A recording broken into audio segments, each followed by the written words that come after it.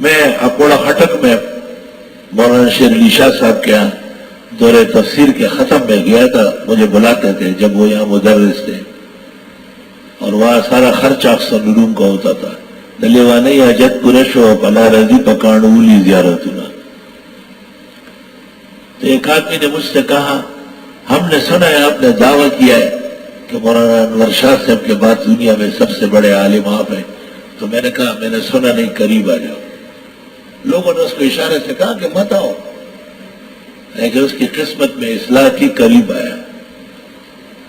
جب میں نے اندازہ لگایا کہ گرفت میں آ گیا تو میں نے گریبان سے پکڑ لیا. میں نے کہا ہم تو سارا دن مفتی ولی حسن, مفتی محمود, حضرت بن نوری, ان کی تعریفوں سے سیر نہیں ہوتے, تو یہ دعویٰ کب ہوا ہے؟ اور ہم تو کہتے ہیں شاہ صاحب کی طرح ان سے پہلے بھی کوئی عالم نہیں ہوا, اس دور میں بھی کوئی نہیں تھا, تو یہ دعویٰ کب ہوا ہے؟ ایسے بےہودہ باتیں کیوں کرتے ہیں؟ اللہ کے ہاں اس کا جواب نہیں دو گے؟ خدا سے میں کے منڈل چنٹو پر بیاتے ہوئی اسٹیٹ تمہیں بھی نہیں, اسٹیٹ تمہیں جا کر آخوش ہے میں تب انور شاہ سے ڈوب معلوم شدہ بتا دو لوگ. میں نے کہا اس وقت کے سارے مولوی اور اب بھی جمع ہو کے شاہ صاحب کے برابر نہیں ہو سکتے. تو ایک خاص آدمی اللہ نے پیدا کیا تھا, 59 سال کل عمر ہے, وہ کہاں کہاں پہنچا ہوا ہے. اللہ اکبر. جو محدثین کے حالات میں ہے نا کہ لم ترل عیون مثلہ, خود انہوں نے بھی اپنے جیسے دیکھا نہیں ہوگا. مسائل حلال و حرام کے ضمن میں اس بات کی تاکید فرمائی گئی کہ سوال کرنے میں, پوچھنے میں از حد احتیاط چاہیے. سوال کرنے میں, پوچھنے میں از حد احتیاط درکار ہے. طالب علم استاد سے ایسا پوچھے کہ استاد خوش ہو جائے.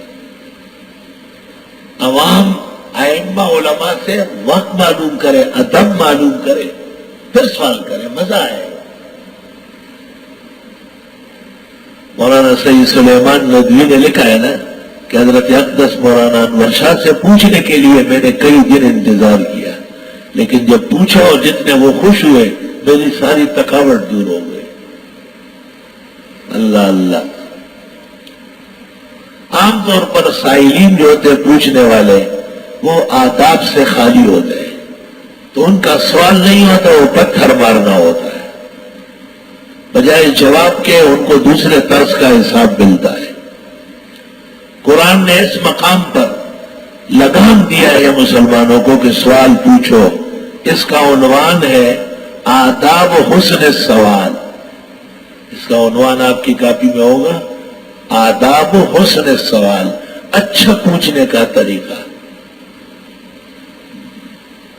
یہ تبلیغی بھائی بڑا خیال رکھتے ہیں, کسی کو کہتے نہیں کہ آپ نماز غلط پڑھ رہے ہیں, اپنے ساتھی کو کہتے ہیں میں آپ کو نماز سناتا ہوں, میں ذرا آپ کے سامنے نماز کا طریقہ کرتا ہوں, دیکھو غلطی تو نہیں ہے. اگلے کو خیال آ جاتا ہے. اے ایمان والو, یا ایھا الذین آمنوا لا تسألوا عن اشیاء, مت پوچھو چیزوں کے بارے میں, ان تبد لکم تسؤکم, اگر بتائی جائے تو تکلیف گزرے تمہیں. ایک شخص نے پوچھا میرا باپ کون ہے, آپ نے بتا دیا. دوسرے نے ویسے پوچھا, آپ نے ایک اور آدمی بتایا کہ تم اس کے بیٹے ہو.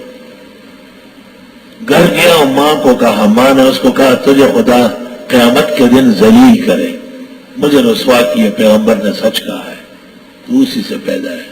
کیا ضرورت ہے ایسے سوال کی؟ اس لیے امام بخاری نے ایک باب قائم کیا کتاب العلم میں, باب غضب المحدث فی الموعظۃ اذا رأى ما یکرہ. استاد حدیث جب طالب کی بدتمیزی دیکھے تو برہم ہو جائے, اس پر باہر نکالے, اسے کھڑا کرے, بیت منگوا لے, 2 آدمی ان سے پکڑوا کے دیوار سے ٹکرے لگوا جائے, اس کو عقل آنے دے اس کو. غضب فی الموعظۃ اذا رأى ما یکرہ. حضرت عمر کوڑا منگوا لیتے تھے, لاؤ کوڑا, کیا پوچھا ہے تم نے؟ ایک آدمی نے حضرت عمر سے پوچھا تھا کہ حضرت مریم کا رشتہ ہوا تھا یا نہیں, تو حضرت عمر نے 10 کوڑے لگائے کہ یہ بھی یہودیت کا پروانہ ہے, یہودیت خیالات ہے. توبہ توبہ، قرآن نے ان کے پاک ماں کو کہا ہے کہ اس کو مس سے بشر نہیں ہے، یہ ان کی منگولی تلاش کر رہا ہے۔ مطلب میرا یہ کہ سوال نصف علم ہے، حسن السوال نصف العلم، اچھا پوچھنا چاہیے، اچھا نہیں کہ خواہ مخواہ پوچھے۔ بعض لوگ کہتے ہیں میں ایک بات پوچھتا ہوں پھر سوچتے ہیں، بھائی گھر سوچ کے آ جاؤ، سوچنے کی جگہ یہ نہیں گھر پہ سوچ لیتے، کیونکہ بد تہذیب ہے، اس لیے ایسے لوگوں کے سوال کا نہ جواب ہونا اچھا ہے۔ اے ایمان والو مت پوچھو ایسی چیزیں جب بتائی جائے تو ناگوار گزرے۔ وَإِن تَسْأَلُوا عَنْهَا، اور اگر پوچھو اس سے، حِينَ يُنَزَّلُ الْقُرْآنَ، جس وقت قرآن نازل ہو رہا تھا، تُبْدَ لَكُمْ، بتا دی جائے تمہیں۔ مولانا سلیم اللہ خان نے مجھ سے جیل میں پوچھا، طالب جوہری، حسن ترابی اور جعفر حسین ایڈوکیٹ فضلی علی، عباس کمیلی، یہ ہمارے ساتھ ہیں، بڑے خفا تھے، باہر گئے، کیوں؟ میں نے کہا پتہ نہیں کیوں۔ تو انہوں نے حضرت عمر کے متعلق ایک بیہودہ بات کہی تھی۔ حضرت عمر رضی اللہ تعالیٰ عنہ ایسا کرتے تھے۔ تو میں نے کہا یہ آپ کے ہاں کتابوں میں کہا؟ میں نے کہا روایت کس سے؟ کیونکہ جنہوں نے عمر کو دیکھا ہوگا وہ کریں گے نا۔ تو انہوں نے یہ فعل اپنے ساتھ بتایا ہے کسی اور کے ساتھ؟ اس کو ذرا مرفوع کر کے بتایا۔ اب وہ آپس میں لڑ پڑے کہ اس کی ضرورت ہی نہیں تھی، ہم پھنس گئے، ہمارے امام پھنس گئے۔ جو بھی جھوٹ بولے گا اس کا انجام یہی ہو۔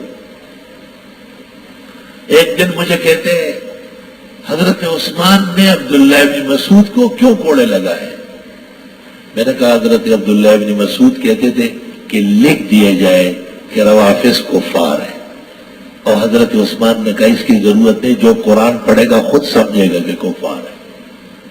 یہ اختلاف تھا، میں نے کہا یہ اختلاف تھا۔ اب جس کتاب میں انہوں نے کہا وہ نہیں لا رہے، میں نے کہا وہ لائیں گے، وہ پھر کبھی صحیح جب موقع میں کتاب لاتا تو اس کا منہ کالا ہو جاتا، مجھے تو سارا پتہ تھا۔ الحمدللہ۔ اے ایمان والو مت پوچھو ایسی چیزوں کے بارے میں جب بتائی جائے تمہیں ناگوار گزرے، اور جب وَإِن تَسْأَلُوا عَنْهَا، اور اگر تم پوچھتے رہو گے، حِينَ يُنَزَّلُ الْقُرْآن، جب قرآن نازل کیا جا رہا ہے یعنی بیان ہو رہا ہے، تُبْدَ لَكُمْ، تم کو ناگوار گزرے، بتا دیا جائے تم کو، عَفَا اللَّهُ عَنْهَا، اب تو معاف فرمایا، اللہ غفور حلیم، اللہ تعالیٰ بخشنے والے اور بردبار ہے۔ قَدْ سَأَلَهَا قَوْمٌ مِّن قَبْلِكُمْ، یقیناً پوچھ چکے ہیں کچھ لوگ بھی تم سے پہلے، ثم اصبحوا بها کافرین، پھر ہو گئے وہ اس کے انکار کرنے والے۔